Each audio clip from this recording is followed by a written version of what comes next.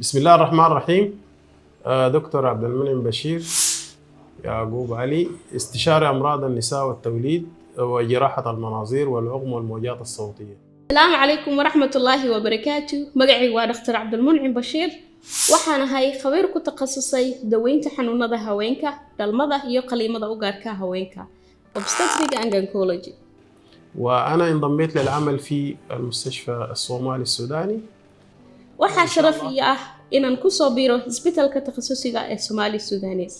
waxaa la wadaagayaa bulshada inaan qaban doono dhammaan adeegyada caafimaad ee u gaarka ah haweenka, sida la socoshada caafimaadka iyo daryeelka hooyada inta lagu jiro uurka ilaa ay si nabad ah u umusho, daweynta dhalmo la'aanta, qaliimada casriga ah ee laserka, qaliimada burooyinka kala duwan.